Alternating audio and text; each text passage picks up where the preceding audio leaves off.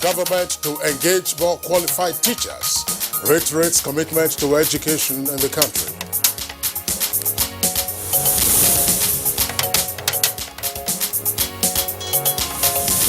Vice President Yemi Osinbajo receives Turkish Minister of Trade, promises government's commitment to local and foreign investors.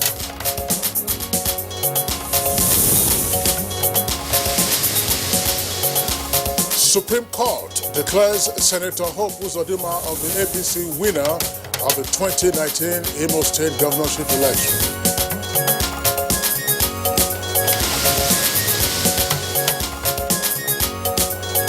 And on Good Morning Nigeria, this Wednesday, we shall discuss 50 years after Civil War, lessons learned.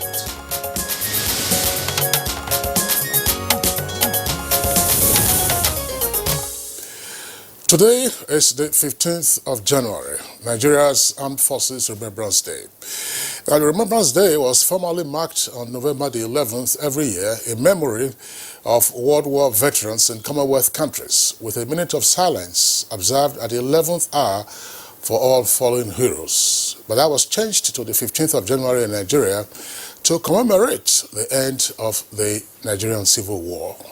Yeah, that's right, Kingsley. 50 years ago, Biafran troops laid down their weapons and surrendered to the Nigerian army, signifying the end of the Nigerian Civil War, which raged between 1967 and 1970. Over 2 million lives were lost within the 3 years of the war, along with numerous casualties. And at the end, both sides vowed never again to civil war in the country. Well, various activities are organized usually well ahead of the Armed Forces Remembrance Day, and those activities to mark the 2020 edition of the Remembrance Day have been on since last week across the country. And some of those activities include Juma prayers and church services dedicated to the celebration of the fallen heroes. Now, there has also been a clamor for government to pay adequate attention to the welfare of serving officers and men of the armed forces, plus the families they have left behind. Yes, and at one of such Thanksgiving services in Abuja on Sunday, Vice President Yemi Osinbajo commended the military for keeping the country safe, vowing that their labor to preserve the country for future generations will never be in vain. The Vice President added that this government is more determined than ever to improve the lives of military personnel in the country by improving the budget of the armed forces. And as part of efforts to raise money for the improvement of the lives of ex-service personnel, President Muhammadu Buhari inaugurated the 2020 Emblem Appeal launch for the Armed Forces Remembrance Day celebration. That took place, of course, in October last year, with a donation of 10 million naira on behalf of the federal government. That was shortly before the Federal Executive Council meeting at the Presidential Villa. Mr. President encouraged all citizens to buy and wear the emblems with pride and donate generously in support of veterans and the dependents of the nation's fallen heroes. And since then, Armed Forces Remembrance Day emblems have been on sale across the country to help raise funds for the Nigerian Legion, that is the Nigerian Association of Ex-Servicemen, which include former members of the Nigerian Army, Navy and Air Force. The Legion is responsible for helping those wounded in battle and subsequently forced to retire from active service to integrate into society and do something else with their lives. In the words of former President Olusegun Obasanjo, the celebration, that's of the Armed Forces Remembrance Day, helps to constantly remind us of the sacrifice of Nigerian soldiers, and also that the families that they left behind should be catered for. Most importantly, the celebration serves to remind the country that whatever might have caused a conflict that led to the loss of lives of civilians and members of the armed forces should no longer be allowed to recur. That is to say, never again. Absolutely, Kingsley. And those who have witnessed and seen the horrors and devastation of war know that no nation should encourage war or conflict within itself. So what impact did the Civil War have on the Nigeria of today? What lessons did Nigeria or Nigerians learn, from the war? And how can Nigeria fully enhance her unity in spite of her diversity? Well, in addition to those questions, Kirian, how can Nigeria ensure that the never again vow made by both sides 50 years ago continues to be honored by stakeholders, particularly in these times of hate speech and the drumming of, shall we say, agitations for war, ambers of conflict, and so on. Well, we have our guests in our conversation segment who would bear their minds on these aspects, particularly with recent occurrences in the country. So on that note, we'd like to welcome you to today's edition of Good Morning Nigeria. It's Armed Forces Remembrance Day, plus 50 years since the end of the Nigerian Civil War. My name is Kingsley Osadolo. And I'm Kirian Umayo. We are broadcasting live on the network service of the NTA here in the capital city of Abuja. And as usual, we have other segments that will make part of the package today. This is Good Morning Nigeria, and I'm glad to have you join us. Of course, we have Claire Adelabu Abdulrazak, who will be joining at the Eagle Square venue of the Armed Forces Remembrance Day celebration for some live updates in the course of the program. For now, let's join Musbao Dan Wahab for the morning news highlights. Good morning, Musbao. It's a very good morning, Kirian and Kingsley. A bit of the news. The federal government has restated its determination to ensuring that education takes the front burner. President Muhammadu Buhari said government is ready to engage more qualified teachers to increase the teacher-to-pupil rate in the country. This was when the president granted orders to members of the Nigerian Union of Teachers. Inventing new products or improving existing ones. It is therefore our collective duty to continue to encourage and cultivate these minds by increasing the resources available for research and development and improving their work environment. And Nigeria's business-friendly environment continues to attract more foreign partners as the Turkish Minister of Trade, Rosal Pekan, leads a business delegation from Turkey to Nigeria. Vice President Yemi Osinbajo received the delegation promising government commitment to both local and foreign investors. Our major focus at Nigerians is getting Turkish companies to come and invest in manufacturing here in Nigeria, and those are the discussions we've been having, and the responses we've been getting are very encouraging. Talking politics, the Supreme Court on Tuesday overturned the election of Emeka Ihedioha as the governor of Imo State. In his place, the Apex Court directed that Hope Uzodinma of the All Progressives Congress, APC, be sworn in as the duly elected governor. Court of the land, in its wisdom, in a full panel of 7 justices, has corrected the error of the 2 lower courts. On the streets of Owerri, the ordinary thinking would be that the person who was 4th in the election is now returned. Can you give us a technical explanation to that? If our results had been compiled, collated at the time they did the original collation, would have been number 1. That is what the case has been all about. And following that, the All Progressives Congress, APC, has commended the Supreme Court's declaration of Senator Hope Uzodinma as the rightful winner of the 2019 Imo State governorship election. The party, in a statement, salutes Senator Hope Uzodinma, supporters and members of APC for their temperance displayed in the aftermath of the Imo governorship election, expressing confidence that other alleged stolen electoral mandates will be restored by the courts. The APC calls on all Imo State APC stakeholders to come together in support of Senator Uzodinma to ensure the success of the party's next level agenda and to democratically entrench the APC in the state and entire Southeast. The Independent National Electoral Commission, INEC, is set to conduct a rerun election in 3 federal and 4 state constituencies in Kano State involving 698 polling units. The state's resident electoral commissioner, Professor Riskwa Arabo Shehu, disclosed these during a stakeholders meeting ahead of elections coming on Saturday, 25th of this month. Any form of violence that is threatening the lives of the personnel and voters as well as election, we will suspend it. Away from electoral matters, the Joint Admissions and Matriculation Board, JAMB, has suspended the Unified Payment Services, one of its online payment system platform, for charging above the stipulated amount for e-registration of 2020 UTME and direct entry candidates. Was to ensure that no candidate is exploited. Selling anything outside the prescribed price is unlawful, is unacceptable, and because of that, as we speak now, Unified Payment System has been suspended, and whatever deposit that they've given with JAM will be confiscated.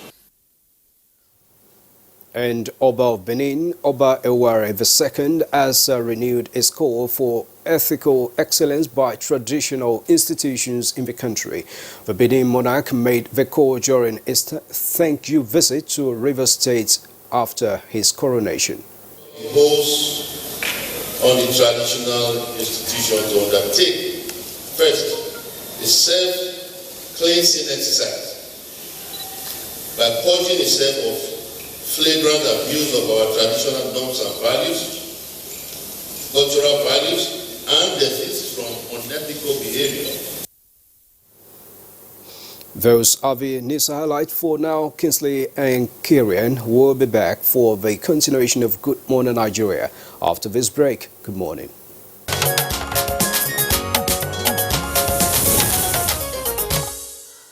You're watching Good Morning Nigeria, reaching you live on the network service of the Nigerian Television Authority. Now it's time for us to take business stories, and here is our correspondent, Comfort Amodu. Nigerians, especially economists, have continued to laud the signing of the 2020 Finance Bill, while commending the President's efforts to better the nation's economy. Experts say the 2020 Appropriation Act, which is tied to the new tax regime, seeks to reform the financial sector through the review of its tax laws and raising the Nigerian value-added tax from 5% to 7.5%. According to experts, the new finance law need be gazetted by the Federal Ministry of Finance to be operational. It shows how much more revenue that the government is going to get in the future. For example, if you look at the petroleum tax bill, and the amendments, they will bring a lot more money to the coffers of the government. The greatest beneficiary of this Finance Act are the small and micro businesses. It's giving them a lot of headroom to be able to create wealth, to hold back on those and then reinvest those and carry on until they get to a threshold of 25 million naira. In the meantime, the House of Representatives has directed the Nigerian Electricity Regulatory Commission, NERC, to put a hold on the planned increase in electricity tariff. Chairman of the committee, Magaji Aliu, faulted the NERC and distribution companies' discourse over the planned hiking, saying proper consultation was not conducted before going public. The directive was issued at a public hearing involving relevant stakeholders conducted by the House Committee on Power. Increase in tariff itself is not a silver bullet or the final solution. There are a lot of issues that needed to be addressed that are not being addressed. That tariff increase, I repeat, must be tied to efficient performance. It must be tied to the right data being used to arrive at the right tariff. Because if we don't use the right data, then consumers may be paying more or even paying less. Equities market closed on Tuesday, 14th January, negative. Here are the closing figures.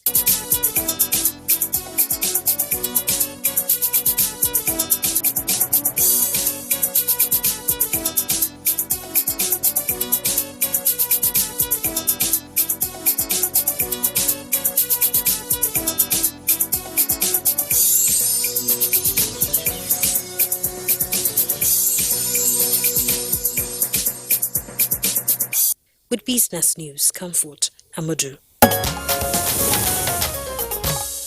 Thank you, Comfort, for that business package. Next on Good Morning Nigeria is a review of some national dailies.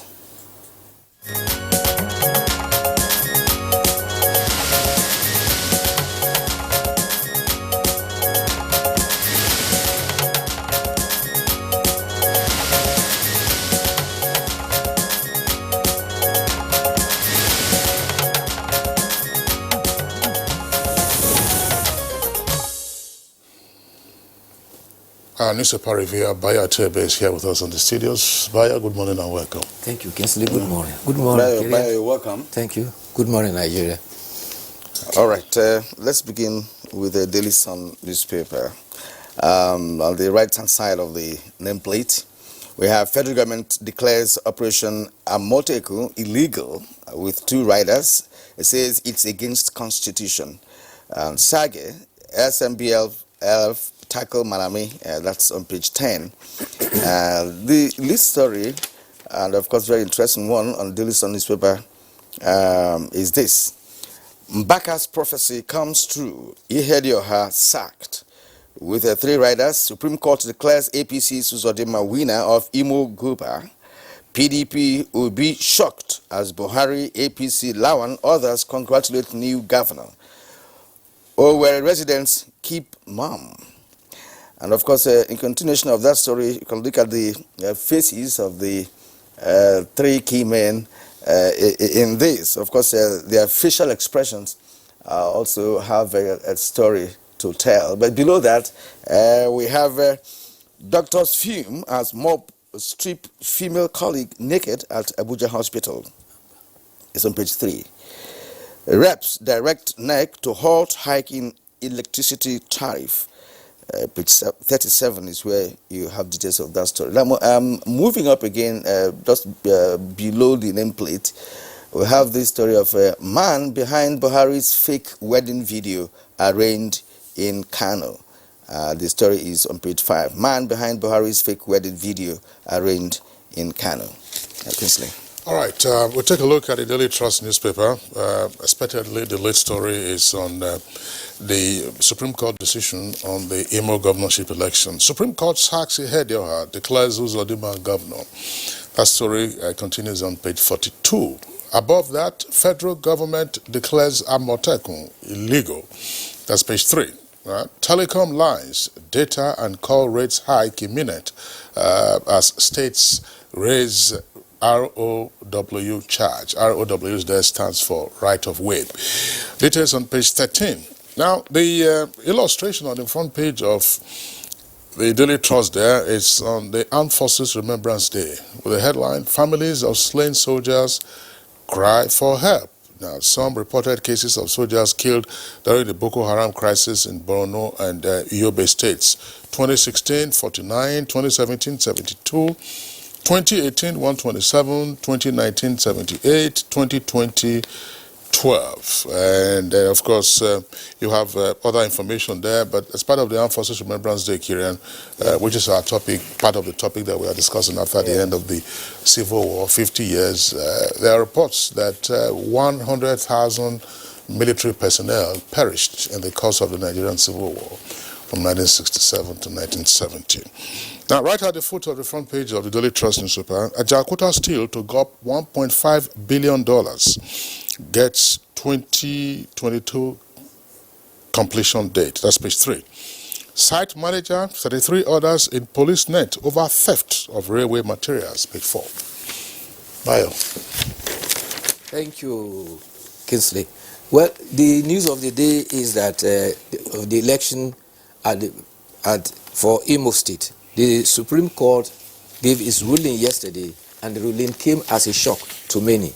The Supreme Court sat for 8 hours and had 2 intermittent breaks. And when eventually they completed at 6:20 in the evening, the judgment was delivered. The Supreme Court, in a unanimous judgment, ruled that Emeka Ihedioha did not win the March night majority votes in the March night elections, and it is Hope Uzodinma who won the election. The justices, in an unanimous decision read by Justice Kudirat Kekereekun, ruled that the lower courts erred by assuming that Uzodinma was challenging the validity of the election, whereas he had challenged the unlawful exclusion of votes from 388 polling units. The Supreme Court ruled that the votes from the 388 polling units were valid, and these amounted to 276,404 votes, when it was added to the 96,404 458 that INEC had registered, he surpassed Emeka Ihedioha's 213,295 votes, and therefore he was declared winner. INEC was directed to withdraw the certificate of return issued to Emeka Ihedioha and issue same to Hope Uzodinma. There have been reactions about this. In fact, the reactions are first from the newspapers. The Daily Trust and Leadership says that Supreme Court sacks Ihedioha and declare Uzodinma winner. The point is the PDP is shocked as the Supreme Court sacks Ihedioha and declares Uzodinma winner. In the Daily Independent, the blueprint says Supreme Court removes Ihedioha and declares Uzodinma winner. An editorial headline in the Sun says Mbaka wins as Supreme Court sacks Ihedioha and declares Uzodinma Imo governor. The role of Mbaka is that about a week or so ago, he had predicted and said categorically, in Imo, I am seeing hope, and hope is Uzodinma. And that was supposed to have been a prediction that has eventually come true yesterday. Yes, well, you call it prediction, but in the spiritual parlance, it's a prophesying, right? Because he was like saw the result from the spiritual angle. Perhaps he has a third eye that made him to know what the judgment was. Because I want to believe, quite frankly, that even before the prophesying, the judgment has been written. In my own calculation, right? Because in the ordinary realm or you two in spiritual realm? We never can tell. We never can tell, The other issue is the pronouncement by the Attorney General of the Federation. Are you leaving the subject of the Imo governorship election? Yeah, well, apart from the popular perception that Mbaka had made a prediction on the outcome of this. Mbaka wasn't a voter in the Imo governorship election, by the way. So he was operating, as he said, from the spiritual realm. But you know that there have been a number of reactions with regard to how Hope Uzodinma, who was fourth in the election as announced by INEC, now suddenly becomes first. Now, there are a number of technical issues. Some persons have quarreled with why the Supreme Court arrived at that particular decision. You have to look at the issues that the Supreme Court considered. There were 388 polling units, the results of which were excluded from the final collation. Now, those results had what in law you refer to in evidence as presumption of regularity, because they were signed by the presiding officers, and that it is only an election petition tribunal that can nullify those results from the 388 polling units that were excluded in the final tally before INEC now declared its results. Now, when Hope Uzodinma filed his election petition, Ihedioha did not file a cross petition to seek the nullification of those 388 results, polling unit results, on the basis of irregularity or otherwise, because there were claims that the figures were concocted, that those figures were not genuine, and that INEC could not have the presiding officer, the collation officers at the ward level didn't have the powers to nullify them after the presiding officers had endorsed those things. So the Ihedioha's team ought to have impugned that by a cross petition, rather than using what in law you refer to as a statement of defense. So that is the key issue that has been trending. Unfortunately, of course, it was missed, the tribunal missed also the Court of Appeal, with the exception of one dissenting judgment. And now the Supreme Court says, hey, listen, it's the irregularity of the 388. I mean, however, if you may say, some persons have argued that, oh, those results were bogus.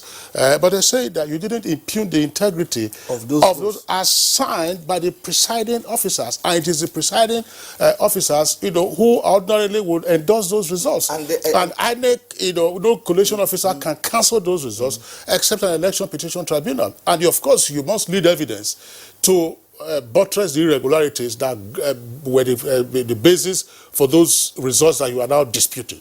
Now, the 276,404 votes that were hanging were declared by the Supreme Court to have been validly casted and therefore added to the votes of Uzodinma. That's why the fourth became the first. It was signed by presiding officers.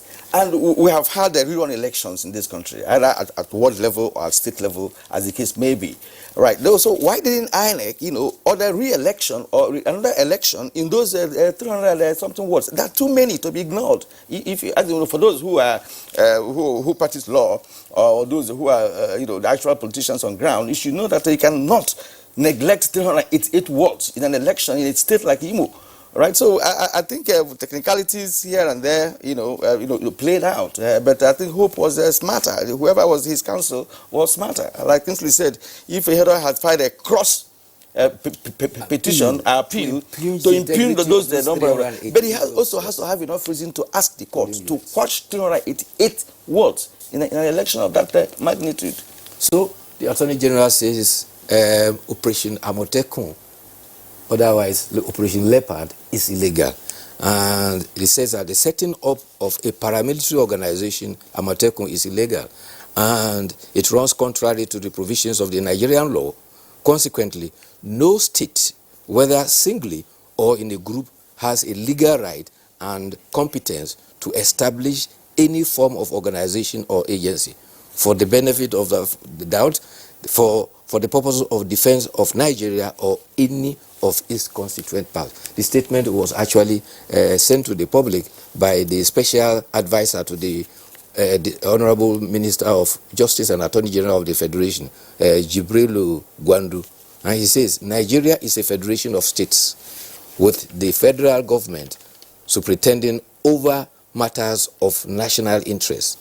Therefore, divisions of executive and legislative authority between federal and state are constitutionally defined. Therefore, matters relating to peace, order, and good governance, particularly the defense of the country, are enshrined in the exclusive legislative list, and citing section the second schedule of the 17 as the exclusive competence of the federal government. For me, it's a constitutional matter, and there's no doubt the fact that it's going to be a parallel kind of agency. Constitution is the alter ego, when it comes to such decisions of having your own security outfit. I think what the state should do and pursue vigorously, legally, is to see how we can have a state police, which of course we have been discussing on this platform and other platforms, because for you to come together as a region to organize your own security outfit, then it's like a slap in the face of the federal government of whose responsibility it is to secure the entire nation. So they have to seek a legal means of doing that. They don't have, I don't believe they have the powers to do that. The indication from the southwest states that constituted the 6 states is that they will go to the court to seek interpretation, and in the democracy that is what it is. If they go to challenge it in court, it becomes an opportunity for the court to set the issues straight, and our democracy grows by it. Okay. Well, I'm sure you have also heard the alternative view that the Attorney General of the Federation, being Chief Law Officer of the Federation, that's fine, but that is assuming the role of a court in declaring an outfit created by state governors as illegal, that he should rather go to court and seek the pronouncement of the court to declare the outfit illegal rather than him making the pronouncement himself. So that's the alternative view that is also there. Plus, of course, reference to other similar outfits. It's a two-edged sword. That's right. It's either he does that, or they also go to court to say he doesn't have the authority. There's a government in power, and there are people who are working for the government. And when you see an error or perceived error, from also Malami is a professional, is a legal person that should understand that, be able to interpret the Constitution and understand it properly. That's why he's there. No, just hold on a second. Yes. Look, federal government versus state governments. Yes. If you have a dispute, you go to court. Go to court, yes. And there are many decided cases on that. Illegality has been established. They have already formed it. How do you are pronouncing it? No, Kyrian, you are saying illegal. The state governors did not just wake up to say, look, they want to commit an illegality. Now, the Attorney General of the Federation says the outfit that you have created is illegal. So obviously there is a dispute now. So how do you resolve it? That's why I'm saying, look, some are saying, look, go to court to seek clearance on this, to say, look, is this outfit legal or otherwise? It is not for you and I now to say, oh, Amotekun is legal, Amotekun is illegal. You know, that's the point. You can have disputes between states, you can have disputes between the federal government and the state. I think the first thing is to have a better understanding of the Constitution, and the people who are, you know, in the legal world in this country should be able to understand what is right or wrong, on how this Constitution is not ambiguous, that cannot be interpreted by professionals, you know, like Malami is. You know, that's my argument. Well, he's the chief legal officer of the country. Yes. The person sitting beside you was called to the bar well over 20 years ago. Exactly. Yeah, I know. I know. All right, let's take the editorial this morning. It's coming from the Leadership newspaper. And it's at page 3. It says, time for tough action against child labor. Yes. Can I quickly draw attention to the story you read about Ajaokuta? The initiative has been boosted by revenue for Ajaokuta that is coming from a Cairo-based bank, the Africa Export Investment Bank. They have agreed to support Ajaokuta with $1 billion. And this is also coming along with initiative from Russia. Russia Export Center 2 is also providing funds for the project. And that is why the Honorable Minister for Mines and Steel Development that's hopeful that by the year 2022, there will be an industrial revolution in Nigeria. That will be a milestone. Yes. You know. I take the editorial down. Yes, child labor and child rights. The editorial is happening on the fact that children are still being used in several categories. First and foremost by parents, sometimes by guardians, and other times by traffickers in child labor.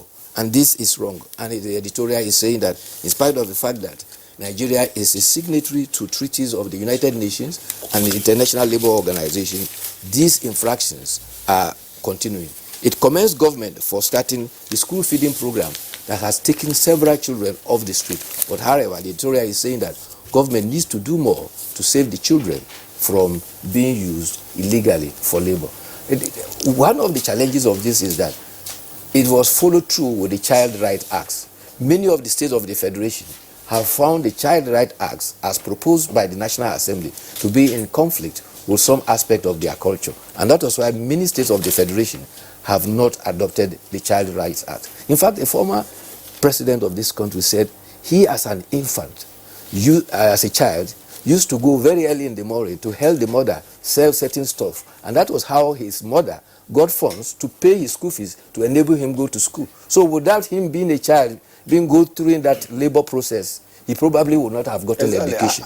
And there are several people, many in the rural areas who are in such similar circumstances. However, the child right thing is universal, but nations and countries have peculiarities about their own circumstances and values. I think what we would like to focus on, what I think we should be focused on, is maltreatment of the child, maltreatment of the child. But when it comes to the issue of like hawking, for instance, it's done. I did it, growing up, and I'm sure many did. Those who are in the high places today also did to help their mothers, and their parents, pay their school fees growing up. The law is saying it is wrong to put a child under the age of 18 in well, as you said, there are national peculiarities in this matter. But I mean, mothers who fry akara, who bake akara, do things, they are also helped by their children. Those who run cafeteria also get assistance, and that's where we are calling it time in our newspaper review segment. But there's sign language from page 30 of the Daily Trust newspaper. This is coming from a cafeteria in Taiwan. It says, please keep chair on position and keep table cleaned after dying. Thanks for your cooperation. All right, so that does it for our newspaper review segment. Thanks a lot. Thank you very much. Okay, it's Good Morning Nigeria, still on the network service of the Nigerian Television Authority. We'll take a short break now. When we return, 50 years after the Nigerian Civil War, never again.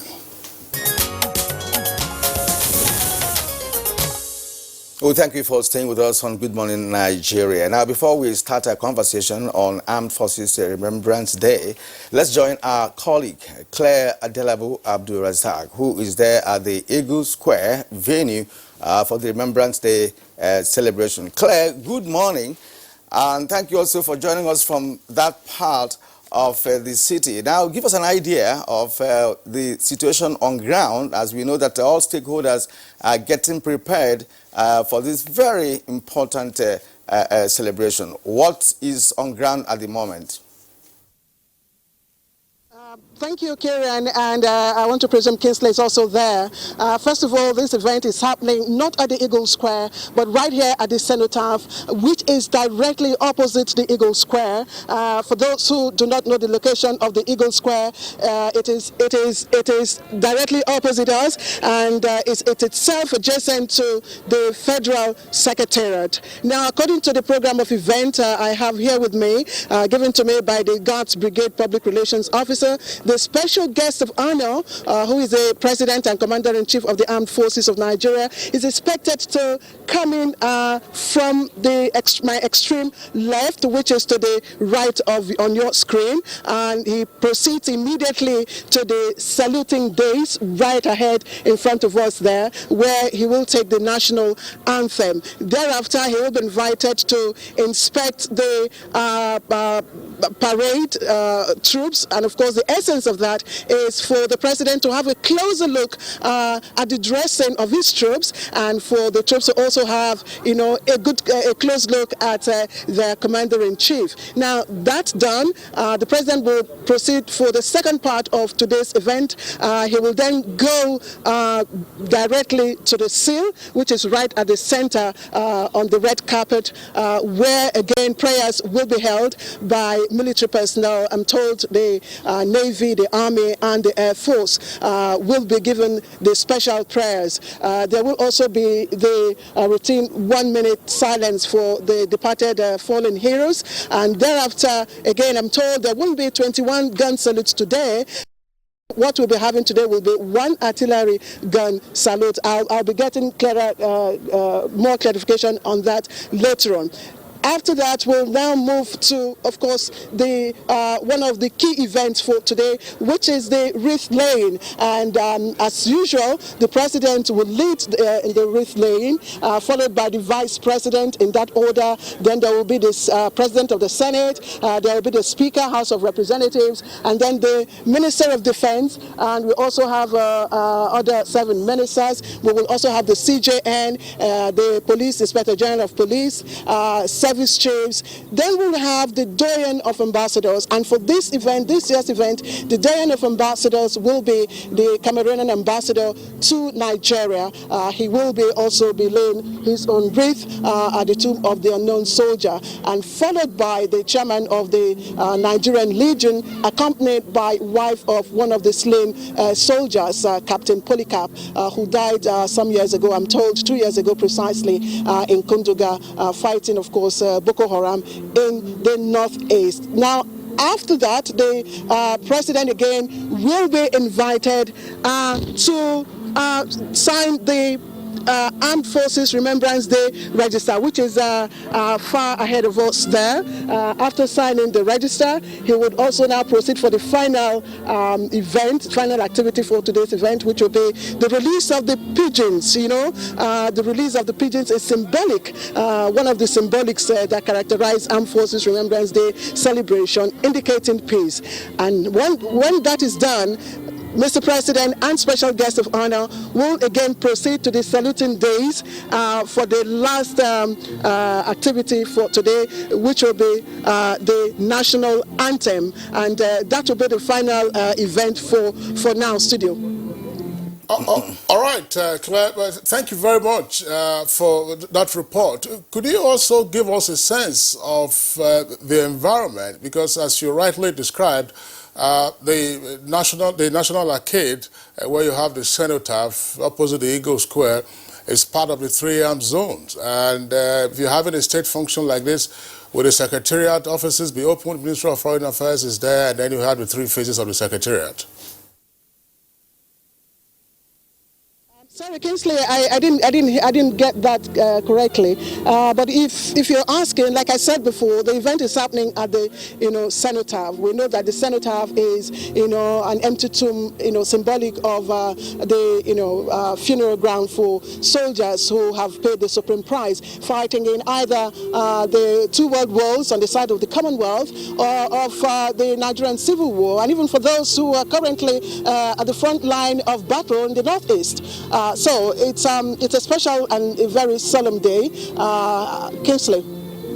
Well, Claire, let me repeat my question. I was just asking about the surrounding environment, where you have the secretariat. Is the surrounding environment on lockdown? You should expect that. Of course, before we actually, members of the press crew came in here, we were thoroughly searched, and everybody coming in here will be thoroughly screened, searched by an array of security guards, armed security guards. So with regards to safety of dignitaries coming in here, I can assure you that security is watertight, or if you may, airtight. Okay, because of course it's a military affair, and we expect to have a tighter security, as you said. Thank you again, Claire, for reaching us from there. We're going to return to you when the action starts, so that you also fill us in with events and activities of the Armed Forces Remembrance Day for the year 2020. Thank you very much indeed. And now back to the studio, Kingsley. Well, that's right. Well, that's the national stanza of the Armed Forces Remembrance Day. The Armed Forces Remembrance Day should be observed in other 36 states of the Federation, where the governors, or if they're not available, the deputy governor would lead the Remembrance Day celebrations. Although in the case of Imo, on account of the Supreme Court decision yesterday, we just wonder who that might be. Probably the Speaker of the House of Assembly, or the Chief Judge of the state, who will be one of the dignitaries to lay the wreath. There's no governor at the moment, because we wouldn't know whether INEC has withdrawn the certificate from Ihedioha and issued a new one to Hope Uzodimma. Well, Hope may be sworn in this morning, you can also partake in this Remembrance Day celebration. Well, unless he had a special flight. It's a possibility. All right. We have our guests in the studio, to do justice to this very important topic. And first of all, we have Osita Okechukwu, who is the Director General of the Voice of Nigeria. So you're welcome to the program. Good morning, Nigeria. And the next is retired Major General Donatus Mombe Edi. He spent 35 years in the army, serving from January 5th, 1976 to 17th May 2010. So we're glad to have you this morning. Thank you for having me. We're going to share your experience. And good morning, Nigerians. All right. Thank you very much. We also have joining us from our Kano Network Center, Professor Awalo Yadudu. He's a professor of law at Bayo University. Prof, pleasure to have you with us on the program this morning.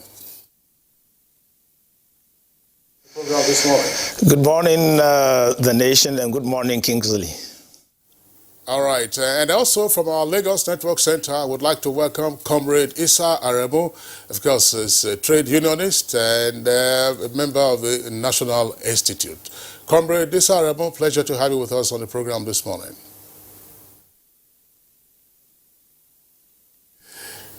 All right. So, gentlemen, today, of course, Armed Forces Remembrance Day, and it's been so since the end of the Nigerian Civil War. Previously, it was celebrated in November to commemorate the fallen heroes in the two world wars. But this is a peculiar one for us on account of the end of the Nigerian Civil War 50 years ago. What memory or memories does that bestir in you? Let's begin with General ID. Thank you very much. When the war broke out in 1967, I had just finished my primary school. I was just 12 years old. My father was then a police sergeant in Lagos, Palende Police Barrack. And I entered secondary school in 1967. The war finished in 1970, and I was just then about 16 years old. And so, the topic I'm coming to discuss, the discussion, I want to state categorically, I didn't take part in the war, either as a boy soldier or what have you. And what I am coming to say here today, I'm coming in as a military historian and somebody who has been a directing staff, teaching others in colleges, the artillery school, the command and staff college, you know, and relying on briefs, notes, literature that had been written by some of the dramatic personnel, you know, and then, you know, my interaction with some of them, you know, it's what I'm going to rely on to answer. I was just wondering, I mean, you said you just finished elementary school, and you were getting into secondary school in 1967. And by the way, in those days, the academic calendar used to run from January until early December, before it was then altered in 1973. Yes. But you said your dad was a police officer. Yes. You are from the southeast, I presume. I am from Abuja in Cross River State. Oh, you are from Abuja in Cross River. Yes. So, well, that was part of the southeast, as it was then. Yes. Following the declaration. The eastern region. Yes. Sorry, of the eastern region, as it was declared. So, what was your experience at the outbreak of the Civil War? Growing up then in Lagos, when the war started, there was a lot of confusion because I grew up on Lagos Island. I was born there in Lagos Island. And a lot of confusion, especially around the market area, the Sangros market, Tunumbu area, and so on, because the Nigerian army was trying to mobilize people. I remember vividly a butcher whom my mother always sent me to in Sangros market, you know, and his name is Dele. You know, I'll go there after school at the St. Matthias Catholic Boys School, Lafiaji, you know, to Sangros, pick up the meat for my mom. But on this occasion, I went there, and they said that Dele Eleno they have taken him into the army. So there was some chaos, I noticed, because people who never wanted to enter the army were being forced to be, you know, mobilized into the army. Okay, as we move on, you share further experience on perhaps what you had from those who have interacted with, those who, like you rightly pointed out, the dramatic ones, you know, during the war. But for now, let's turn to Otito Okechukwu. Now, talking about the memories of the war, because from our interaction at the incipient of this program, we talked about, you know, never again. But then we cannot just wish away the memories, you know, that came with the war and all that. And again, in the course of this conversation, we also look at why never again and the lessons we have learned from the war. So let's start from your own experience and memories, you know, of the war. Let me also give a background of the issue of adoption of a Remembrance Day. It was adopted from the United Kingdom, and it had always been there in the United Kingdom, in the United States, because all other nations of the world you hear about had once or in a while, or twice or thrice, been engaged in one civil war or the other. And because of that, the return of democracy, or liberal democracy in America, first in America, was when we heard about the Gettysburg Address by Lincoln, where most of us quote him as saying, government of the people, for the people. It was after the Civil War in America that he laid that address and emphasized that every war had its own advantages, depending on how whichever nation manages the aftermath. And we would say that, for me, unlike the general, I was 15 years old or thereabouts. And I also participated in some of the things that happened in the war, especially on the boy soldier side. And it becomes a memory that I am one of those who is fascinated on the big and huge degree of the unity since after the war. Forget about all that those in the fringes, in all the ethnic groups might say. The country had so much advanced a little so short a time. A lot of people do not know that since after the Civil War in America, and it was only in 1975 that a Southern American, became a president, Jimmy Carter, that the South was devastated. And they had also what they call something like reconstruction or reconciliation. They called their own compromise. And it became difficult. But along the line, patriots on both sides walked towards that. They didn't listen to the fringe elements who were saying, no, it won't be. They all walked along the line. And when I told them about the Second World War and the Hiroshima and Nagasaki and the devastation in Germany, they came out of the war, brushed aside what happened, and looked forward. Who were the greatest friend of the Germans? It's the Americans that devastated them. Who were the greatest friend of the Japanese? The Japanese are closer to the Americans than even the Chinese. So it had always happened. So in the Nigerian case, a lot of people did not know that we had picked the pieces faster than a lot could have admit.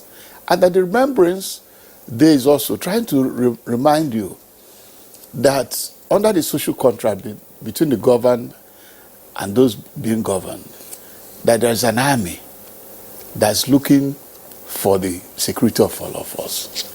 And that sometimes we lose some of them. And please, let's accord them all due honor and respect. So for those who are serving, in case you lose your life, that the Nigerian people remembers your contribution for paying the spring sacrifice. So it is something that be re-echoed, just like the Imam or the Reverend Father will continue to rehearse the Bible. It's not saying that the congregation are not aware of what the Quran said or what the Bible said, but it becomes the duty of the Imam or the Reverend Father to continue to remind them of the verses. So it's like giving the hope to those serving.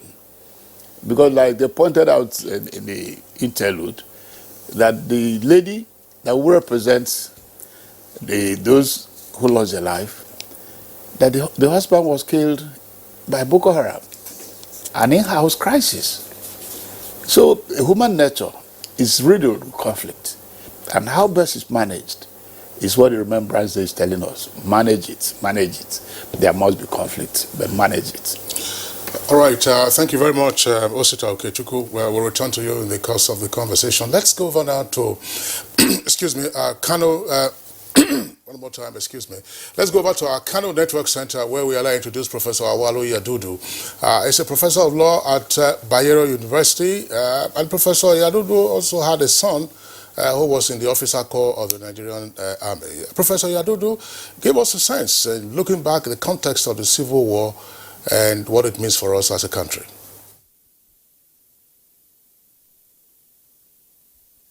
Well, thank you for the opportunity. The Civil War took place against the background of some very serious political problems that the country went through. It came on the back of what were considered a political problem that led to the spilling of blood from across the nation. And unfortunately, that was not enough. We were unable to sort out whatever political problems we had. And the nation went to war in a civil war. And then when it ended, and the way it ended, it's what we should remember, that we have and we continue to have political problems.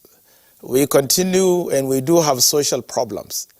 And the best way to remember the Civil War would be to roll back and to ensure that we did not have to resort to conflict, to armed conflict, to resolve political or economic or social problems. We were unable to do it at that time, and we had to resort to conflict. Now, it is not, of course,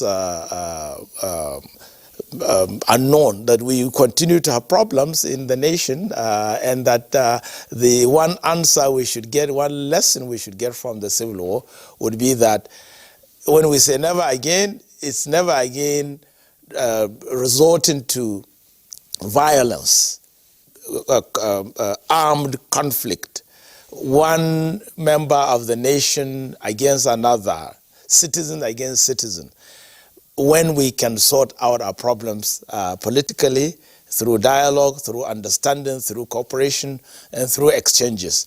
That is how I understand it. We did go through difficult times. We were unable to solve our problem politically.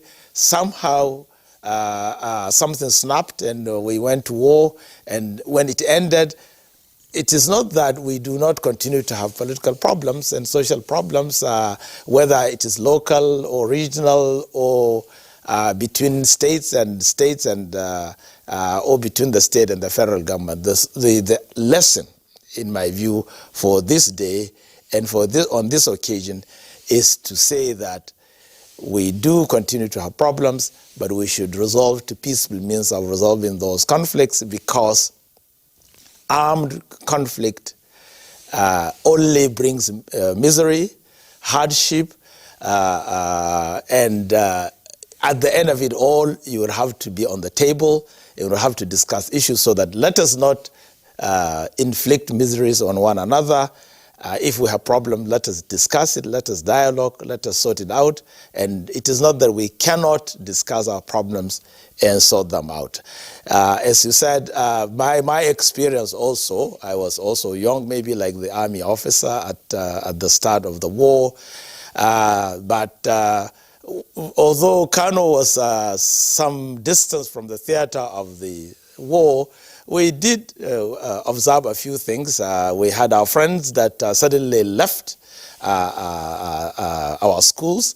There were sirens. There were some air attacks on the on the Kano airports, and we could see some radar on the two famous hills in Kano, Dala and Goranduse, and this was something you could not miss.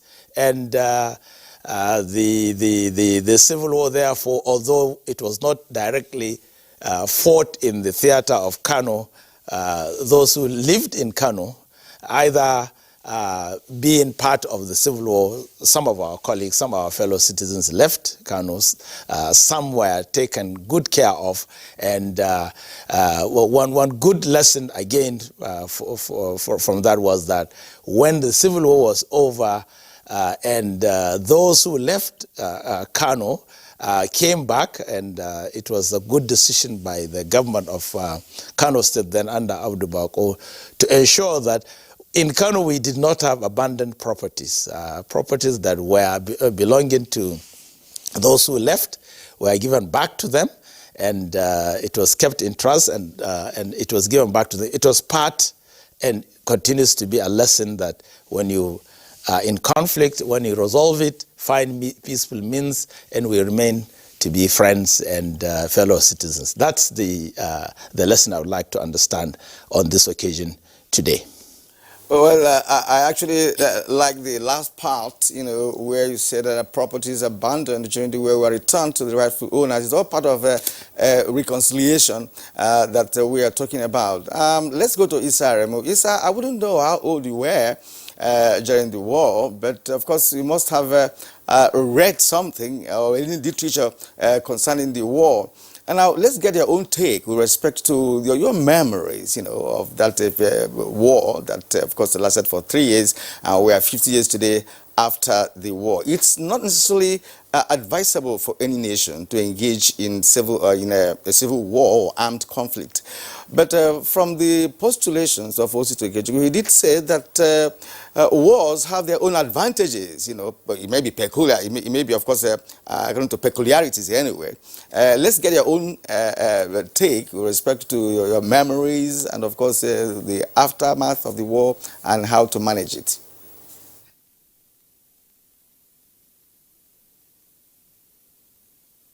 Kiran, I'm also Like the other co-discussants, I think we were all product of independent Nigeria. I was also relatively young, but the Nigerian Civil War has been well documented. I mean, we read about this in schools, and we also felt the impact of it as a young student in those days in Ilorin. But the point I want to raise is that it's exactly 50 years today that General Yakubu Gowon made that historic speech, the dawn of national reconciliation, which formally announced the end of gunshots, the end of the Civil War. And you know the famous 3 R's, the reconciliation, reconstruction, as well as rehabilitation, the 3 C's. So I think it's significant that it's exactly 50 years today.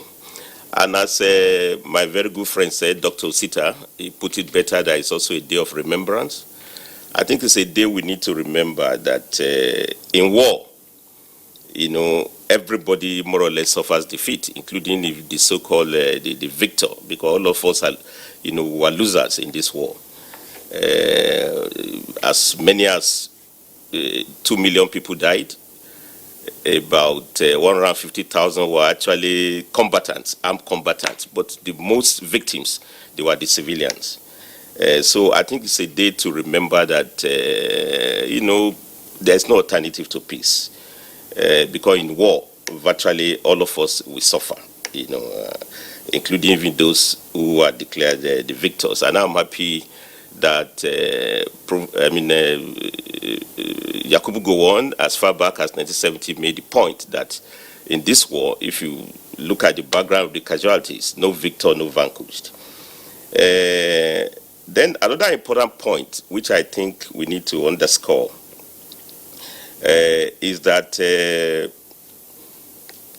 it's significant the way Nigeria has remarkably tried to recover. And I think we need to celebrate this because the level of integration and reintegration, although it's work in progress, it's very remarkable. And I'm happy when Professor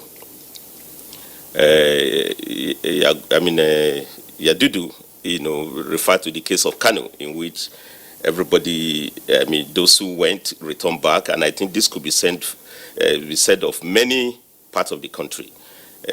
And that's very, very important, because anybody coming from outer space today, if you have said that we lost as many as 2 million people, you will not be able to know, given the level of integration in which life had continued in Nigeria. And I'm so happy about this in the sense that we could also help to even sell some of these ideas to other countries that have gone to civil war. Don't forget that Nigeria also has played a very remarkable role in peacekeeping in Liberia, in Sudan, before eventually it broke down, you know, completely. I mean, we were doing this against the background of the experience we've gone through as a nation. But the quick remark I also think is important to underscore is that we must look at the background, and I think Professor Yadudu referred to this. The background is that let me put it this way, we had that military adventure which terminated the democratic process that we had in place in 1966. And it's debatable, with the benefit of insight today, that if the political conflict that we had arising from the 1964 federal parliamentary elections, and of course the crisis of election also in the western region, if we had allowed the civilians to manage the process without the quick fix adventure of some section of the military, perhaps Nigerian democratic process will have been deep more than this. But the point being raised is that, never again should anybody or group of people try to resolve political problem through armed conflict, whether in access to power through military coup. And you could see what happened later, after the coup, against civilian authority, they had counter coups against themselves, and everybody became a loser. If you want to take the story of the underdevelopment of Nigeria today, or what I want to say, arrested development, it has to do with the military intervention in civil authority. So I want to say that the lesson we can take away is to deepen democracy. There will always be conflict, and that's why Professor Yadudi point he raises that there will always be conflict, but we don't need to resolve conflict through additional addictive conflictual method, through violence. I think we can do so through negotiation, through discussion, through compromises. I think this one takeaway from the today that we are remembering. So as we are remembering the fallen heroes, we must also remember the circumstances that led to this tragic event, which lasted between 1966 and 1970. All right. Thank you very much, Comrade Sarema. We'll return to you, Kirian. I mean, we have all our guests, and they've been giving us their experiences. We are not guests, we are moderators of the program. But you permit me to say this. My sharpest memory of the outbreak of the Civil War was seeing my mother running to pick me from school. She was running bare-breasted. Our dad had gone to work, and suddenly there was commotion, in Benin City. And my mom came, snatched me, and took me home. And then she left me in the house, and then went to school again to pick my other brothers who were in another school. Schools were equidistant from our home at the time. And before she came back, according to her, I went back again to school. By the time I got to school, I discovered that a number of the teachers had taken off. I remember one teacher jumping hurriedly on his cycle and then storming out of the school. And so my mom came on that second occasion and then picked me. And then, of course, we crossed the busy road, Akpava at the time, or what was known as the Ipoba Road, and then took us into custody before our dad then returned. The Edo State today, or what was then called the Midwest, was one of the theaters of the war. And one remembers very clearly that on the walls of houses, you had to write Edo House. This was in white chalk, to distinguish it from the property of other persons. Those other properties were not attacked anyway, and those who abandoned their properties had them returned to them. There were a number of incidents. Of course, our schooling wasn't disrupted, except for a couple of days or a couple of weeks. I saw clearly the incident of the bombing by Biafran troops of the Benin airport. You saw a plume of smoke. And then when the federal troops also arrested a Biafran plane that was coming, we also saw a landing at the Benin aerodrome. So you have always been a stubborn person. Your mom took you away from school. You returned to the school without her permission. I was going to pursue knowledge. But pursue knowledge in a war situation. I didn't know it was a war. All right, gentlemen, we need to take other perspectives to this conversation. Yes, the war is now over, 50 years after, and we are still grappling with a lot of things. From what Isaiah noted, that we had coups and counter coups also by the military that distorted the democratic arrangement. As a matter of fact, the military has contributed in governance of this country more than the civilian rule. Let me bring in Kichubi here once more. What should we be treating at this moment? What should be the focus of the nation presently? Now that, of course, the war is over, nobody wants to go back to it again. What should we be doing? As I said that it took Americans almost a century before the issue of the North and the South to be glued together. But why even you have military rule in Nigeria?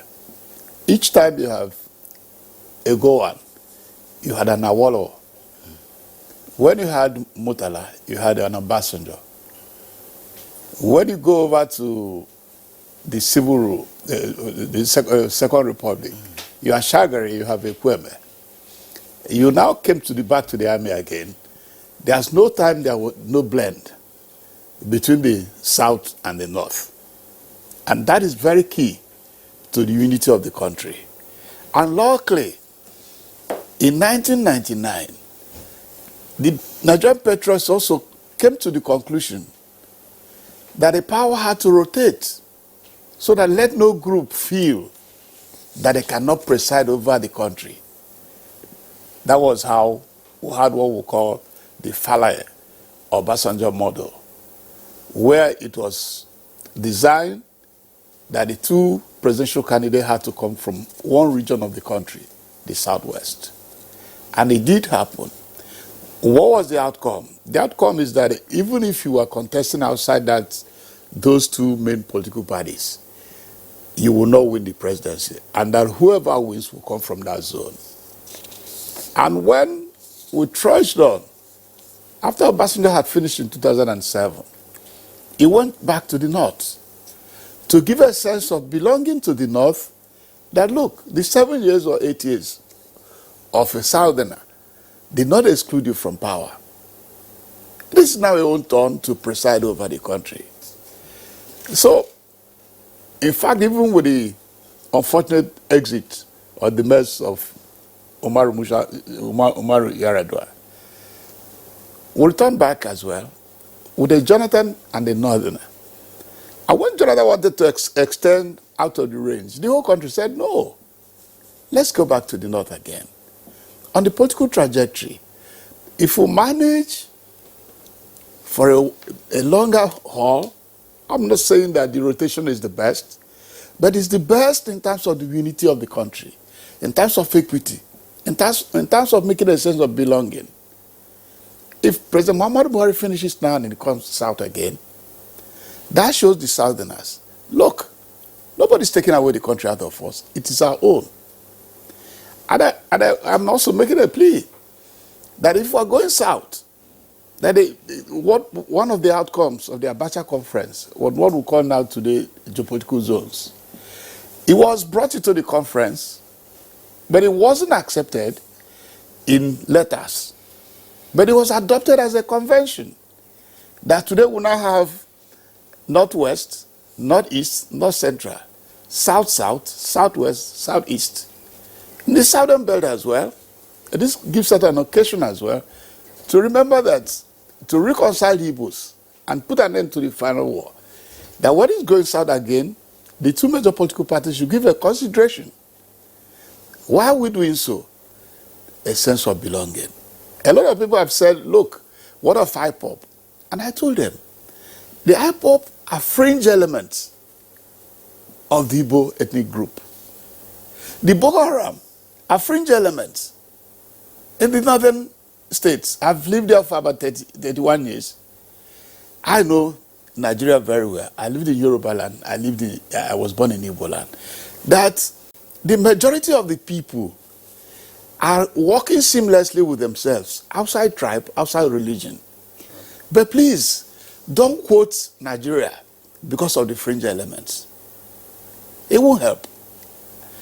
And as I said, and as Professor Yadudu and my comrade Issa Remu said, conflict is inherent in human nature.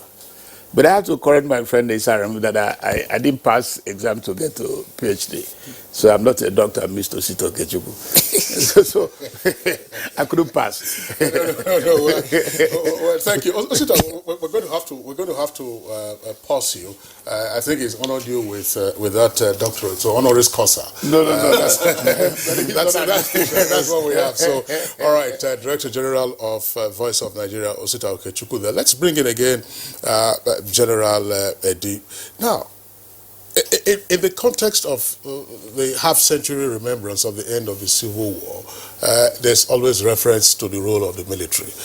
Both Professor Yadudu and Comrade Issa Aremu have talked about this with an elongation provided by Comrade Issa Aremu. But there is also, doctrinally and in practice, the view that the armed forces have been the glue for the unity of this country.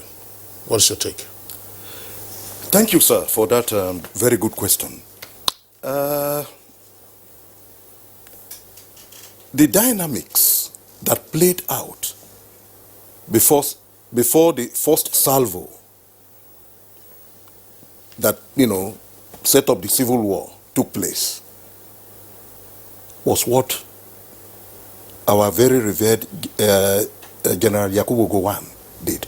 And that was the creation of 12 states prior to the outbreak of the war. Hitherto, like we're, born in Yoruba land, grew up school there. I never knew, we never knew where we came from. It was after the war that my father, and with the Southeastern state now created, that was what present Akwa Ibom and Cross River, was then. I came up, and he decided to seek for special posting to take us back to the newly created state. That was in 1975 or so, creation of state now, 67, sorry. Gowon did that. That threw up, gave us minorities some sense of also ownership of Nigeria. Because hitherto, we only hear of the Hausa, Fulani, Igbos, and Yorubas, and we all played that. But when that happened, that was when it threw the space. That space was thrown open for some of us to also apply to go to NDA. And Nigeria was 12 states then. We had 72 boys. And that was a wonderful experience for us, because that was the first time I was meeting people from the northern part, beyond Makurdi. Because then my father was serving in Makurdi, Beyond Makurdi, I never knew what Nigeria looked like. But NDA brought all of us together. And today, even though we are 72, I don't know if we are up to 40 left now, but we are still very, very close, closer than even our own blood brothers.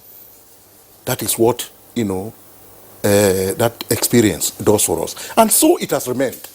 Later on, it became 19 states through Abuja, and then 36 states. So I am grateful. I remain eternally grateful to General Yakubu Gowon, and continue to pray that God grants him health and continue to keep him for this great country, because he's done a lot, to give us life. Okay, thank you. We are actually talking about the role of the military in keeping Nigeria together. I can still describe it as a glue, that has kept the country together up till now. Now we are going to the cenotaph near the Eagle Square to talk to our colleague Claire Abdulrazak, yes, to of course give us an update on what has happened since the last time we spoke with her. Claire, has there been any further development after you had spoken to us earlier on? What is happening at the cenotaph at the moment? Has been development, and the development is basically that more and more people, dignitaries, are finding their way right into the cenotaph. I don't know if you can see a little behind me. You find members of the diplomatic corps already seated far behind me, and also I'm not sure you can also get a picture of the military stand. That stand is also filled, and as I said earlier on, before guests are allowed into this arena, they are thoroughly searched, screened, and checked by security guards. Of course, the reason for that, for safety and security reasons. But let me give you a little history of what we are doing here today. Don't forget that the Armed Forces Remembrance Day celebration is a routine event that is, held every January 15th, and that, of course, coincides with, the day when the Nigerian Civil War, ended. But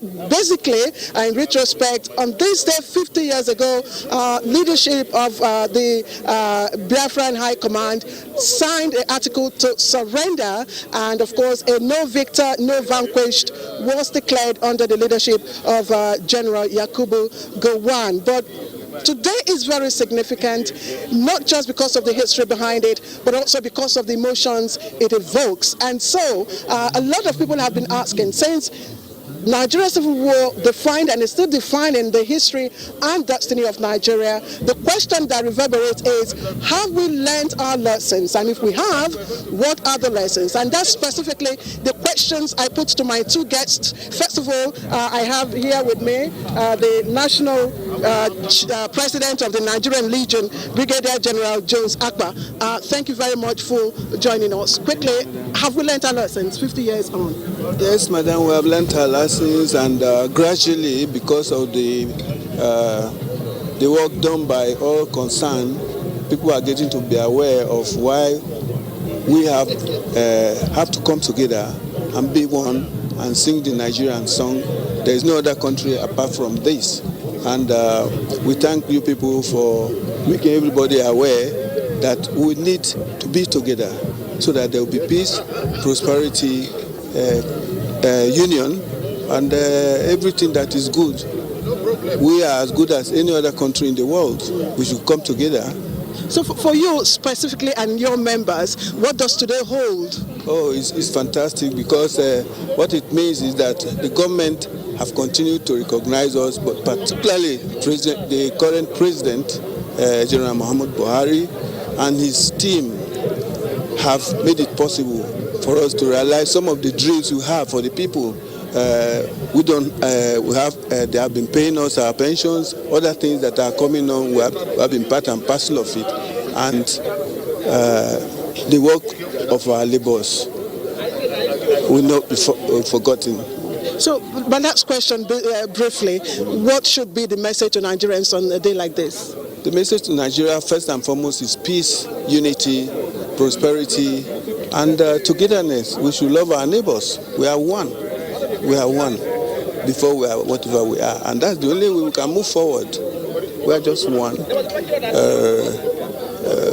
We should be our neighbors' keepers. We should communicate with the world so that there will be peace, not only in Nigeria but in the world.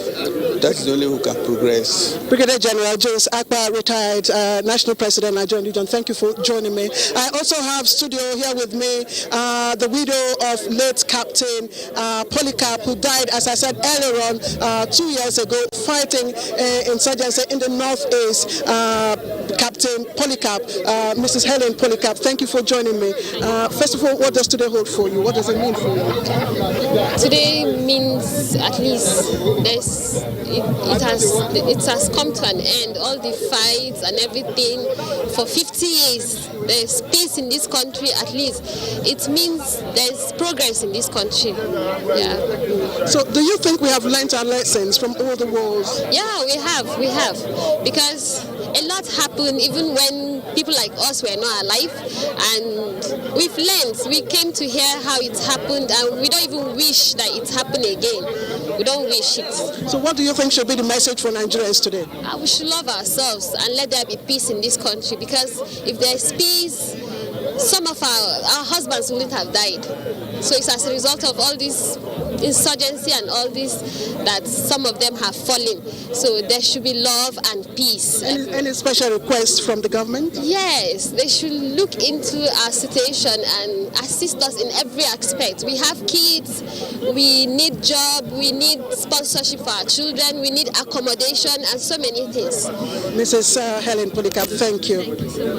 All right. So, studio, again, the messages we're expecting, as I'm told from the people I spoke with off camera, is that of admonitions to the political class and politicians to refrain from utterances, actions, or whatever that may plunge Nigeria back into the state of war. And of course, to everyone is the message will be that of reconciliation and of course peace. So much so that the last stanza of a national anthem, that the labors of our heroes shall not be in vain.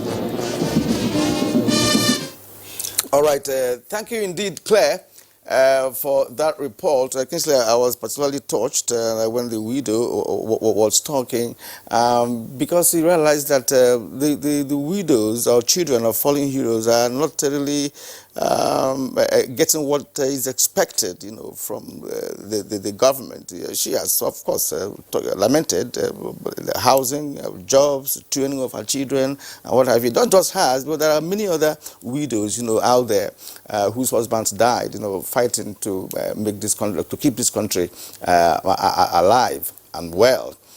All right, now we're going to take a short break now.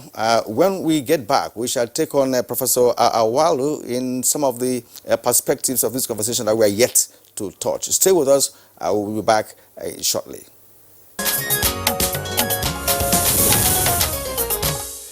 You're welcome back, and it's still Good Morning Nigeria, reaching you live on the network service of the Nigerian Television Authority. Just to indicate that we have a torrent of tweets already from our viewers, but of course we have 4 guests, and all 4 guests have their own experiences during the war, and they have a good understanding of how this country has grown. My colleague Kirian did say that we're going over to Kano Network Center now to rejoin Professor Awalu Yadudu.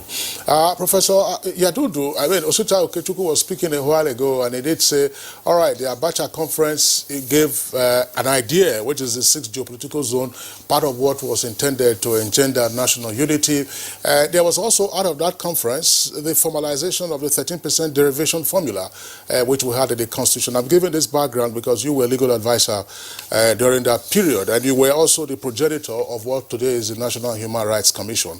But still, we have these tendencies in the country that do not appear, if you were an outsider looking in, to say, look, what exactly is wrong with us as a people?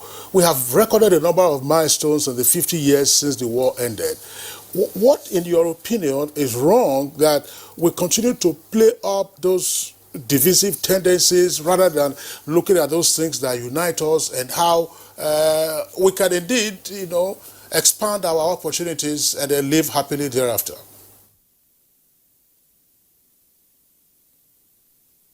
Well, thank you, Kingsley. I recall when you were introducing me, you referred to the fact that I had a son who was in the armed forces.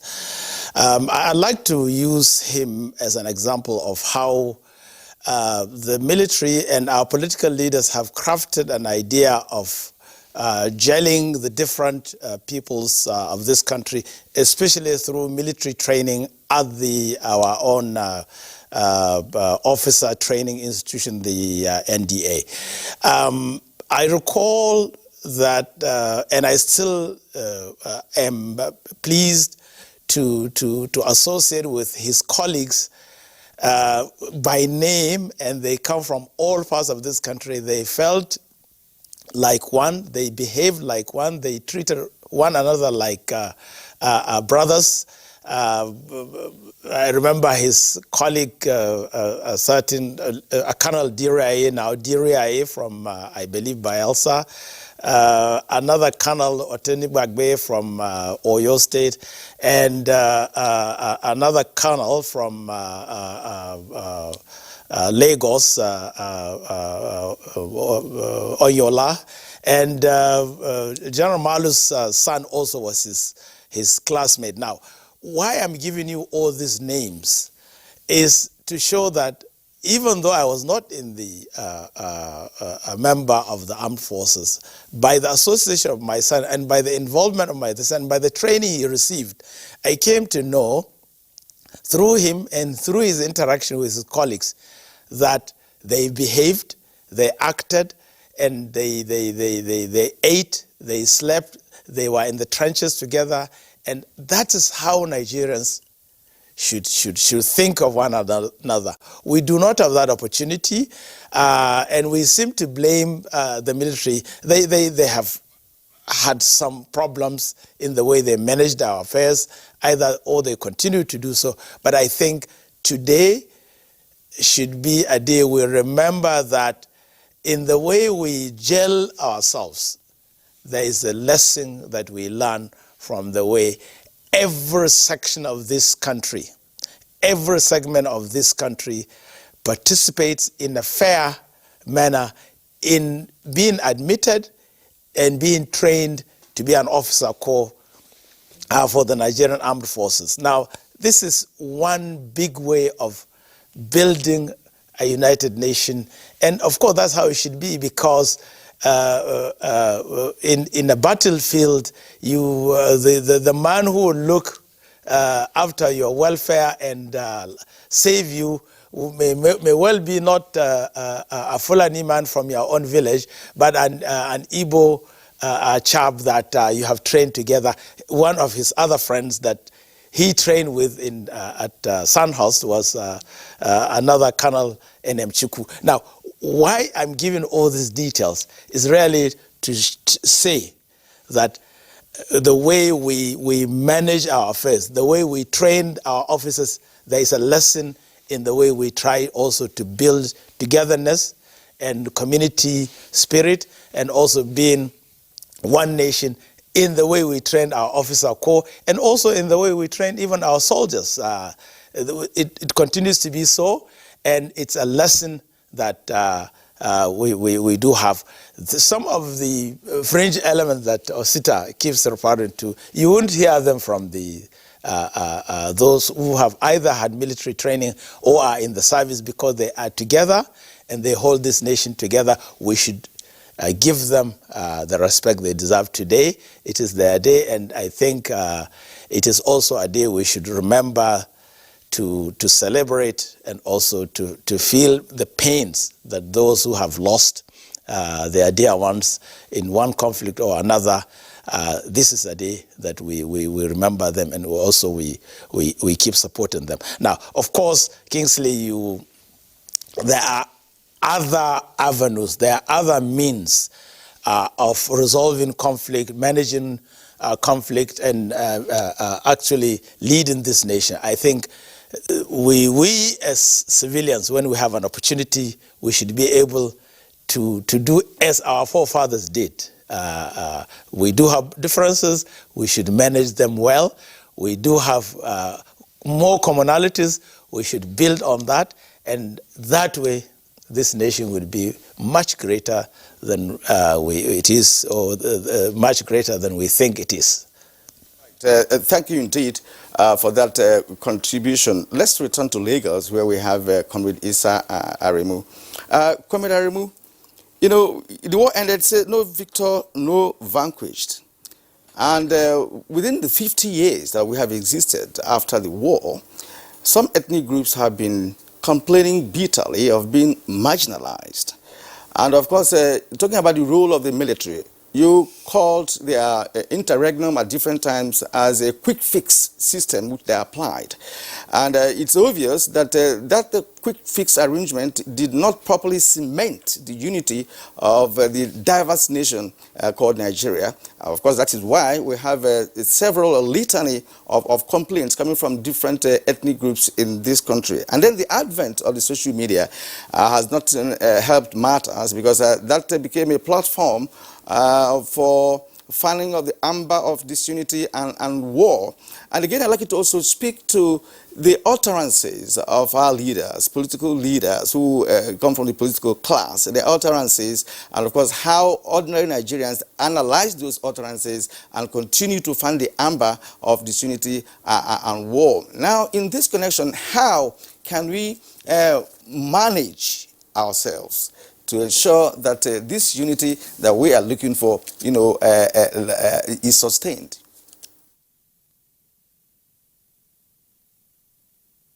Well, thank you, Kere. I think all the discussants have put the issues on the table.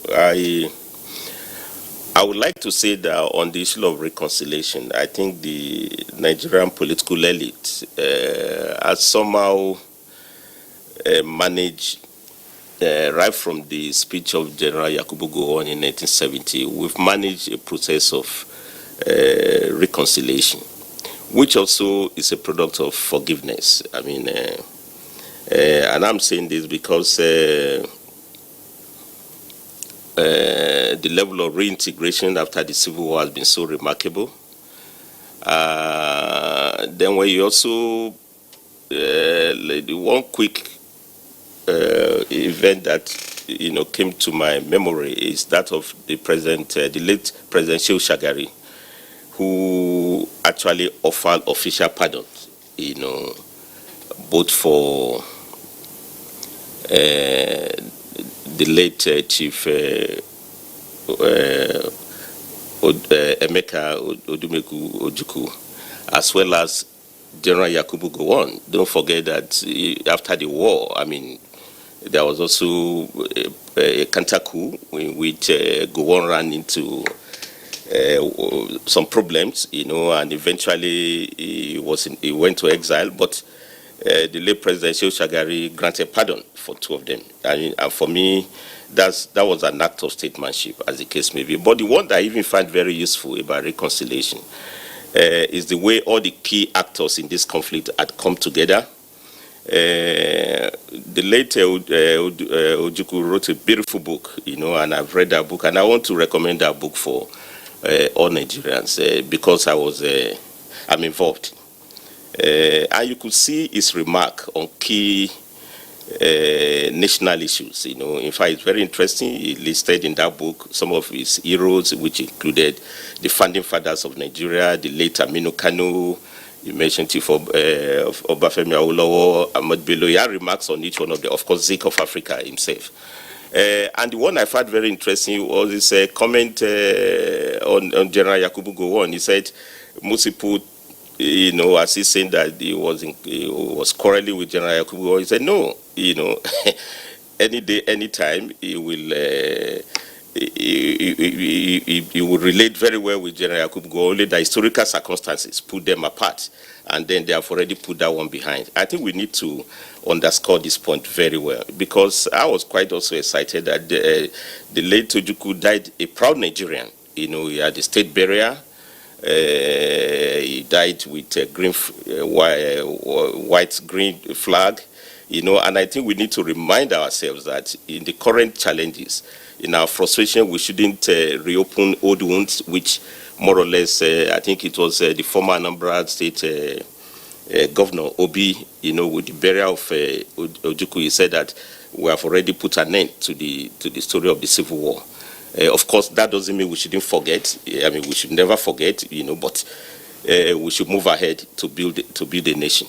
Then the last point I want to raise, which is in line with the role of the armed forces, and I agree very well that Nigerian forces has been the pillar holding the unity of Nigeria, glue us together, and it's pan-Nigeria, and I think the military has to sustain that. We need to deepen the education, that they need to abide by their mandate, respect democratically constituted authority, extremely very, very important, and avoid, again, I think Osita, that will make it to be a doctor, because the concept you use is very professorial, to avoid the situation in which the fringe elements, undermine the system, and put us on reverse gear. I think we should be focused on that. We are celebrating 20 years of democracy. Why not? Because of that intervention, we should be talking of even almost 60 years of uninterrupted democracy. But as we are doing that for the armed forces, let me also underscore the point that there are also civilian organizations that are pan-Nigeria. Osita, you recollect during our university days, we met together with you during our student days. I developed my sense of nationalism, by my engagement in the student movement. When I got to Ahmad Bello University, I became a member of students, we are a member of NANS, the first NANS, of course, later on NANS, and I think later on, when I joined the labor movement, of course, we had Pan-Nigeria Labour Congress, which is, I think it's also important to cultivate civil organizations that would Nigeria together. And I think in the democracy, it's the political parties that we need to nurture very well. Now we have 78 political parties. The difference is not clear. I think the way to bring Nigerians together in a united form is through political parties, in which we come together based on ideas on how to move the country forward. And the late Ojukwu, again, with all, I want to respect his choice. After he returned back to the country, he went mainstream. He wasn't on the fringe. He went to National Party of Nigeria, which was a mainstream party. And eventually, he also died a civilian. He formed a party. He had the Abuja, which controls state, which means he also believed at the end of the day that the way to good governance is democratic method. So what I want to say is that I think it's important that we nurture pan-Nigeria organizations. And as with 200 million people, we should be talking of Pan-Africanism. Because we are the only hope for the continent.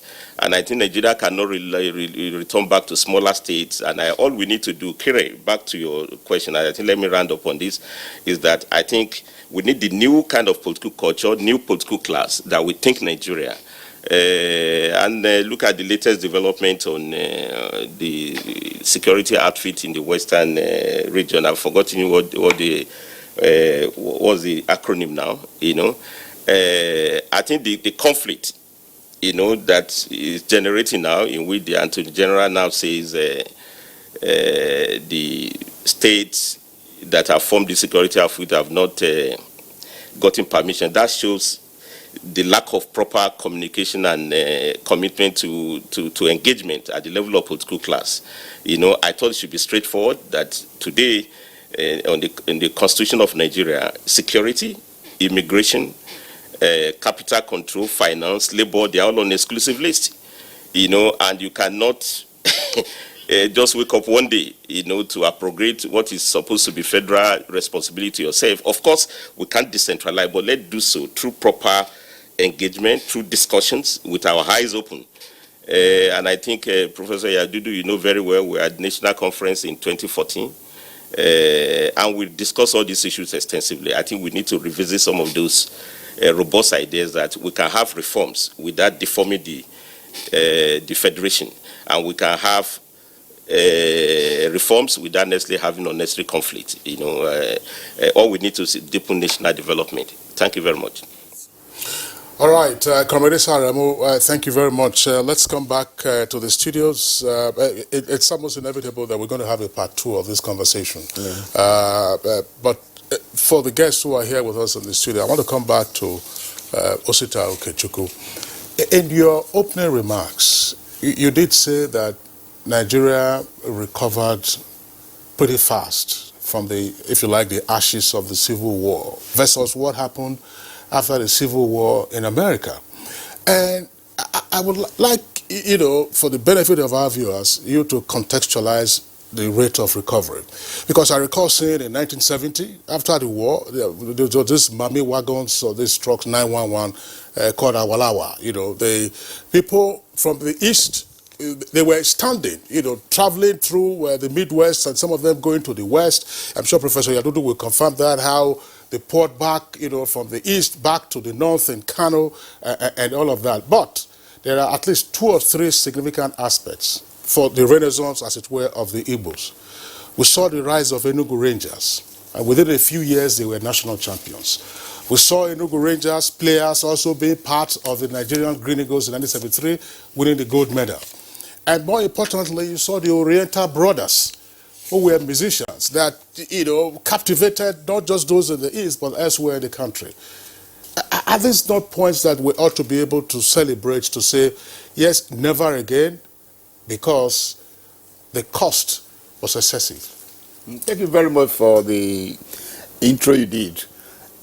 There's a song in the church that says, count your blessings and name them one by one. We're here in a city called Abuja. Was it not since after the Civil War? One of the biggest cities in Africa today, and one of the most growing cities in Africa. And we came here, there's no ethnic group that did not contribute its own quota to the growth of this city. The Igbos in particular also did so well here. But as you said, what we are saying is, if I stay back and look at the glory of the Civil War, how hunger and other weapons devastated the Biafran enclave, then we will not wake up from that. That's why I made a reference to Hiroshima and Nagasaki. The Japanese, what is happening today in Nigeria is that some people are living on hangover of the war. Either you want to situate somebody from a different ethnic group where he could have been better for the country. You say no, he's not from the ethnic group.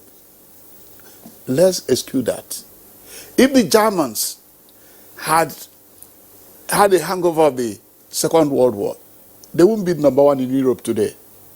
That the British people are living, the Brexit is basically because the Germans have become the champion in Europe today because they were able to wash off the past and move forward. The Japanese, Toyota is number 1 car in the whole world today. Why is it so? Because they left the past. So we cannot advance if we continue to live on the hangover of the past either by appointments, either by location of state institutions, either by critical programs. Today, President Muhammadu Buhari had undertaken an agrarian revolution where he called those who are not even farmers, please, we cannot all go for blue-collar jobs. Back to land. We're going to finance you, subsidize you, give you hybrid seedlings, give you fertilizer, and also do enough take off your production. And plants, tractors are being rented for the farmers to move them from subsistence farmers to mechanized farmers. But a lot of people, some are locked up their ears. So we just have to, stop the pause there because of want of time. Well, as Kingsley pointed out, it will be necessary for us to have a part 2 of this conversation so that we can touch on all the perspectives of this conversation. As a matter of fact, I wanted Remy to talk on the issue of sustaining this peace we are talking about because of utterances of certain leaders in the country. Now, we have a litany of tweets here. Maybe you can just take some of them, or... Well, yes. I was just going to say we have a carryover of the tweets to tomorrow, but obviously we're going to have a deluge of tweets as well. Omobola Babs, Utulo Sunday, Mike Ayankwo, you all have tweets. Let's just go through a few of them briefly, Kirian. We must always remember that it's only when there is peace that we can talk of meaningful development. That's from Omobola Babs. Now, Utolo Sunday, like the slogan goes, never again shall we experience any kind of civil war. It brings setback, destruction, and hatred. Mike Anyakwo, no country survives a second civil war, is the popular saying. Festus Akimbewa, indeed, 50 years after the civil war, never again. Government at all levels must, by their actions, be advocates of tolerance. Festus Akimbewa, Nigerians, especially those in leadership positions, must learn to resolve conflicts through dialogue. Mike Anyakwo, Nigeria's civil war was fought for the unity of the country. Nobody beats the drum of war when equity, fairness, and justice strive. Akeju Olagbaju, I read many accounts on the Civil War and could come to the conclusion that those were leaders who at the time failed to exercise maturity. It was needless waste. Chris Simeon, never again. Biafra war robbed us greatly. Let's be careful on how we handle issues in this country. Ibrahim Modu Aji, Nigerians need to tolerate each other and strive towards unifying this country. Yeah, Daddy Sadiq says the Nigerian government needs to find a lasting solution to arising conflicts in the country. Sonny Michael Omakoji, NTA, thank you for always preaching unity in diversity. Ahmed Ibrahim Idris, our fallen heroes have made the example. I wish to the entire army to lead by example. Now, Jikon Akmado says Nigeria has moved from the past and we need to do more to imbibe the spirit of patriotism. All right, that's all about it. First of all, I'd like to appreciate our guest, Ositeke Chukwu, Director, Voice of Nigeria. It's been a pleasure talking to you this morning. I appreciate it. Yeah, and of course, Professor Awalu Yagdudu, Professor of Law from Bayero University. You reached us all the way from Kano. We appreciate your contribution this morning. And good morning, Nigeria. Thank you very much, sir, for coming. And Comrade Issa Aremu, Unionist and member, National Institute. Thank you for sharing your thoughts and opinions on this issue. And of course, not forgetting Donatus Mombe Edi, who is of course a retired Major General who served Nigeria for 35 years. Thank you for coming. Thank you. All right, so it's on that note we are closing for today's edition of Good Morning Nigeria. Tomorrow we have part 2 of 50 years after the Nigerian Civil War, Never Again. Thank you for being with us. I'm Kingsley Osadolo. And I'm Kirian Umayo. Have a great day.